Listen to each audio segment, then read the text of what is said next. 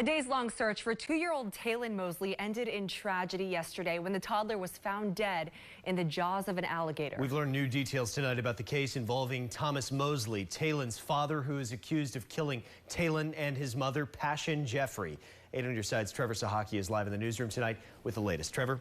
Jack, Allison, Thomas Mosley is now in jail after he was charged with both mother and son's deaths. He made his first appearance in court this morning, where he pled not guilty. And today we learned Passion had more than 100 stab wounds when she was found. According to the arrest affidavit of Thomas Mosley, he and his family were celebrating his 21st birthday at Passion Jeffrey's apartment on Wednesday. Later that night, after the party ended, Mosley went to his mother's house with severe cuts on his arms that police say are caused by slippage during a knife attack. There's my condolences going out to the family and to his loved ones. We are sorry that it had to end this way. The next day, when the victim's family came to check on Passion, they saw a trail of blood out of the apartment. Passion was inside with more than 100 stab wounds. A bloody fingerprint on a cleaning bottle was linked to Mosley. She's very outspoken, always make you laugh. Smile, beautiful smile all the time. Always joking. According to police, Mosley threw or placed Taylon into Lake McGorry, causing him to die. Police did not specify how Taylon died. We just want to say that Taylon is a beautiful little boy, and he's really loving and caring. St. Pete Police Chief Anthony Holloway said detectives saw an alligator with an object in his mouth yesterday at Del Holmes Park. That's across town from the apartment where Jeffrey was stabbed to death. They fired one round to the alligator. The alligator dropped the object that he had in his mouth, and we were able to retrieve Taylon's body intact. Mosley is charged with 2 counts of first-degree murder for both Taylon and Passion's deaths. He's being held without bond at the jail and was also ordered not to have any contact with the family of Taylon or his mother.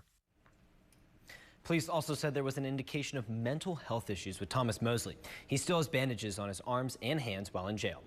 Live in the newsroom, Trevor Sahaki, 8 on your side. Trevor, thank you. The victim's family sent out a letter this evening thanking people around the state and the nation for their support.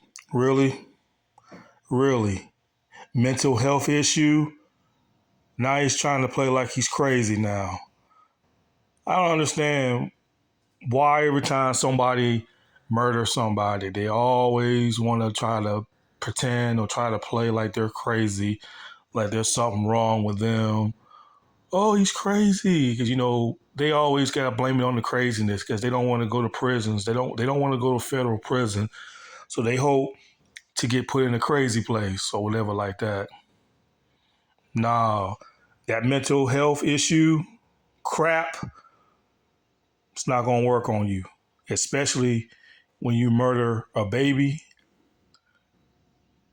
This dude over here killing babies, killed his own son. Whatever frustration you had with your baby mom, take it out on her.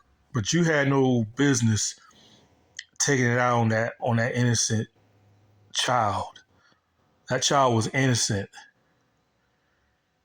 And then you're gonna, you stab the mother over 100 times. Over 100 times. Good gracious. I don't understand why you women date these kind of dudes. I mean, I really don't understand it. I just don't get it. Why you women is out there get mixed up with these kind of guys. I just don't understand it. Like this morning I was working, right? And I saw some weird lady came to the job site and she was kind of fake crying. She came there with a flip-flop on, like one of her flip-flop was missing. And she came over there and she was crying to us, saying, well, she was trying to cry, but I can kind of tell that it was fake tears or whatever. Anyway, she over there crying, pretending like she was crying, talking about her boyfriend took her phone. And, me and my coworkers, we just looked at each other and saying, either leave the dude or call the police. And she's over there talking about, I got nowhere to go. And this and that. That's why I don't leave him, because I don't have nowhere to go. And we just looked at her and said, man, we can't help you. I mean, the best advice we can give you is either leave that fool or call the police if he's really abusing you like that. Because, we're not going to involve ourselves sticking our nose in something that doesn't belong to us. You're trying to make your business my business and everybody else's business. No, we're not doing that. We're not going to risk our lives. So our best advice for you is go to the police or leave the dude. And these women do not leave these guys. Like we don't know if she was telling the truth or not. She was probably just looking for sympathy or whatever like that from us. We didn't really give her that much sympathy. All we just told her, look, just leave him or call the cops. That's all we can tell you. You know, but god damn, bro. Stab your girlfriend over 100 times, and then you're gonna take it out on your son and throw your son in a creek somewhere around alligators. And the alligator was in that boy, the alligator about to eat that little boy. I mean, this dude right here just cold, just straight up cold to kill your own child and then throw your child in the creek where alligators and water moccasins. You gotta be a cold, ruthless motherfucker. Because you is a motherfucker, bro. You is a real motherfucker. And when I say a real motherfucker, I mean a foul. I'm trying to find that word. You're a very foul and disgusting human being that does not even deserve to be on this face of a planet. You don't even deserve to breathe the same air that all of us breathing. For you to go that extreme. You know, whatever you and your girlfriend, whatever little dispute arguments that you and your baby mama had, whatever, bro, whatever. Do what you gotta do. If you want to smack her up beside her head, if that don't do no good, then leave the bitch. Like, I don't understand these kind of dudes. You know, it's just like what I tell these dudes and just like what I tell these women. I tell these women, if your boyfriend's one of them abusive ass niggas out there that abuse you and disrespect you, he put his hands on you, leave the motherfucker. You fellas out there, if you got a woman and she's like an argumental type and she runs her mouth too much and she say a lot of things that piss you off and you try to smack her up beside her head and it doesn't do no good, well, let me tell you all you fellas out there, if her mouth that goddamn big, then leave the bitch. Okay?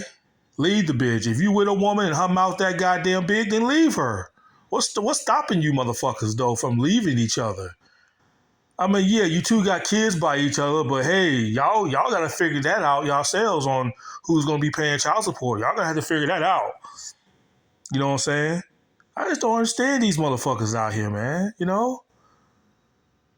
If you got an abusive boyfriend and this and that, if you got an insecure boyfriend, an abusive boyfriend, then leave the nigga. Leave the nigga or get the police or do something.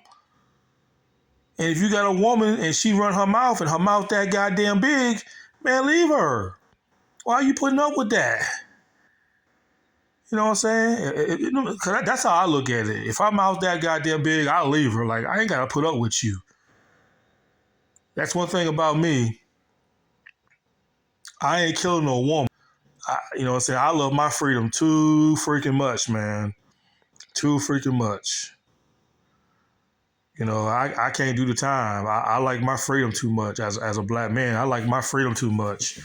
I just can't see myself murdering my girlfriend because of me and her have some disagreements on some things. Nah, I just can't see myself doing something like that. And I spend the rest of my life in prison, living with regrets. I hope them niggas in prison beat your ass, bro.